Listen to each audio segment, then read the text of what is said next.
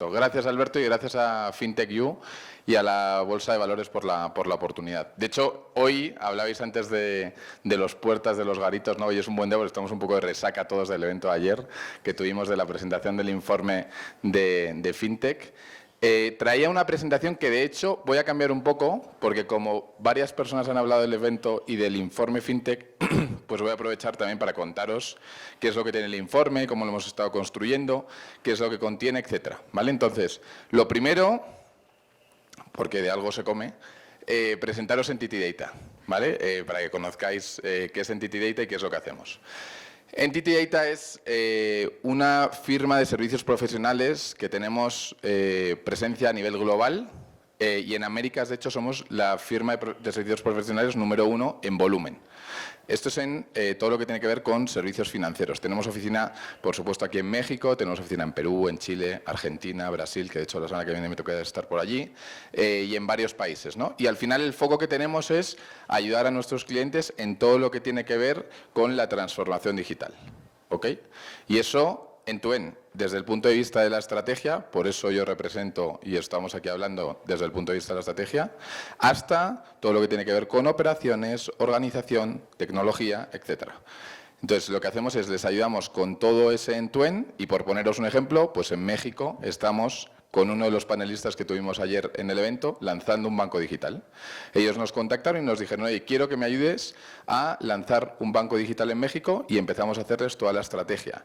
De la estrategia nos fuimos al Consejo de Dirección, nos aprobaron, empezamos a hacer el arquetipado de clientes, todo lo que tiene que ver con procesos, todo lo que tiene que ver con la tecnología, etcétera. Y ahora mismo estamos ya pues en puertas de lanzar el banco, ¿vale? No voy a entrar más porque tenéis la web y tampoco creo que tenga sentido contaros más de Entity. Esta es la diapositiva que me voy a saltar. De hecho, no sé por qué, se ven un poco chuecas las diapositivas, pero bueno, yo os las cuento. Ahí estamos. Os voy a hablar del reporte, del informe FinTech que ayer se publicó.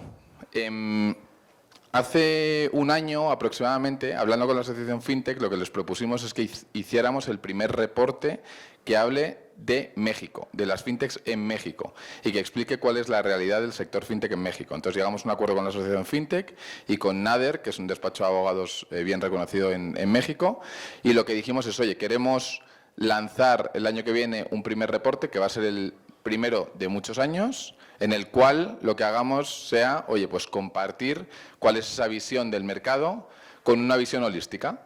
No solo teniendo en consideración a los protagonistas del informe, que son las fintechs, sino, por supuesto, hablando con los bancos tradicionales, entidades no financieras que están ofreciendo productos financieros, despachos de abogados, venture capitals, incluso multilaterales, ¿no? Que antes lo comentaba, ¿no? Los multilaterales son un agente súper importante en todo esto, que de hecho están invirtiendo muchísimo y están ayudando mucho al crecimiento del sector. Os voy a compartir datos que fueron saliendo en el informe porque creo que son muy interesantes. El informe hecho ya lo podéis descargar, ya es público, y quiero poner el foco en dos grandes ideas que salen, bueno, de hecho, tres grandes ideas que salen en el informe. La primera de ellas tiene que ver con la parte de generación de valor de las fintechs, ¿vale? Dejadme que os comparta algunos datos que salieron que están muy pegados a la idea de inclusión y educación financiera. Lo que encontramos al hacer la entrevista y las encuestas que hicimos a muchas de las compañías que están dentro de la asociación FinTech es que cuando preguntamos sobre los clientes, que antes lo comentaba Círculo de Crédito, las fintechs lo que responden es que el 42% de sus clientes eran clientes que no tenían servicios financieros previamente. Es decir, pura inclusión financiera. Cuando además lo que hacemos es, nos vamos a ver qué es lo que está sucediendo en términos de los estratos socioeconómicos, lo que vemos, y es bien curioso si os fijáis, es que existe un reparto bastante lineal entre todos los estratos. ¿Esto qué quiere decir? Esto lo que quiere decir es que al final las fintechs están poniendo mucho foco en la inclusión de los estratos más bajos de la pirámide, que normalmente, de hecho, son aquellos estratos que menos productos financieros están contratando. Y esto es gracias, y esto es algo que salía constantemente en todas las entrevistas que tuvimos a lo largo de la realización del estudio, a la parte de educación financiera, a poner foco en la parte de educación financiera. De hecho, creo que luego vais a tener la suerte de escuchar a Luis de Arcángeles, De hecho, a Luis estuvimos charlando con él y os va a contar también pues, cómo foco de Arcángeles, por ejemplo, es todo esto que tiene que ver con la parte de inclusión financiera. Y otro de los ámbitos también importantes es todo lo que tiene que ver con la parte de los parámetros ESG, todo lo que tiene que ver con la parte de sostenibilidad. En muchas charlas que tuvimos con los CEOs de las fintechs, ellos nos decían, oye, yo soy un negocio, ¿no? Yo no sé si sabéis de hecho dónde viene la composición de la palabra negocio, es la negación del ocio y por lo tanto, como yo nego mi ocio, pues tengo que ganar dinero. Otra cosa es que tenga que ganar el suficiente dinero para poder sobrevivir o para pues, no ser justo con los clientes, ¿no? Entonces ellos hablaban de que efectivamente lo que buscaban era maximizar el ingreso, pero respetando, por supuesto, un precio justo de los servicios que están ofreciendo. Y por eso la parte de ESG está en 6 de cada 10 entidades dentro de su estrategia corporativa, ¿vale? Que esto, si tú te vas a entidades tradicionales, olvidaros de eso, ¿vale? Eso no sucede. Tienen acciones de RSC que no tienen nada que ver con esto que estamos hablando, ¿ok? Más datos que quiero compartir con vosotros. Lo contrario, ¿no? Esto ayer hacíamos una reflexión que la hacía de hecho Felipe de Bitso, súper interesante, y hablábamos de, oye, venga, en la primera diapositiva os he compartido con datos duros cómo las entidades están mejorando la parte de inclusión y educación financiera. Aquí lo que os voy a compartir es cómo las entidades lo que están haciendo es acelerar el mercado y poner en, no quiero decir problemas, pero bueno, generar ciertos roces con las entidades financieras tradicionales, ¿vale?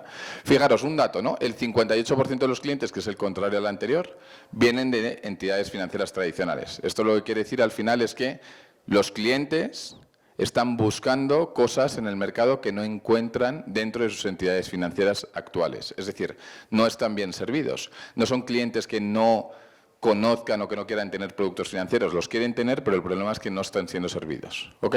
Si nos vamos a otro de los datos que también salía en el informe, tiene que ver con la parte de las preferencias de los clientes de empresas fintech. Y esto es un reto porque supone que las entidades financieras tradicionales van a tener que transformarse mucho más rápido. Cuando les preguntamos a las fintechs cuáles eran las preferencias que tenían sus clientes, fijaros el top 3 que ellos nos marcaron. Y esto es algo que ellos hicieron preguntando a sus clientes. La primera, parte de experiencia de cliente o de usuario. La segunda, toda la parte de producto, con temas de diversidad, innovación, disponibilidad, etcétera. Y la tercera tiene que ver con la parte de servicio al cliente. En la segunda os voy a recomendar, si tenéis la posibilidad, que busquéis un vídeo en YouTube que es súper interesante, que es del CEO de Bank, que es un banco que hay en Europa, donde él cuenta su obsesión porque todas las semanas lancen una funcionalidad nueva. Todas las semanas. Entonces tiene a los equipos de desarrollo y a los ingenieros centrados en todas las semanas lanzar algo nuevo, porque lo que ha conseguido es que los clientes efectivamente esperen esa novedad del servicio. De hecho, ayer no pudimos conectarle al final en digital, pero teníamos en el evento programado que se uniera David Jiménez Maireles, que no sé si le conocéis, que está lanzando el primer banco digital en Vietnam. De hecho, le han dado un premio al banco, al segundo mejor banco de Asia digital. Y él, cuando tú hablas con él, él te lo cuenta. Y te dice, mira, yo he conseguido ser uno de los mejores bancos en Asia porque todas las semanas lanzamos funcionalidades nuevas, por pequeñas que sean. Y al final lo que hacemos es escuchamos al cliente y le enganchamos a que vaya probando nuestra aplicación todas las semanas, ¿vale? Entonces esa parte de engagement es muy importante. Y otro de los puntos importantes también que salía y que conversábamos era todo lo que tenía que ver con los competidores fintechs. Este es un dato súper relevante. Cuando le preguntamos a las fintechs, cuáles creían que eran sus competidores, fijaros, ¿no?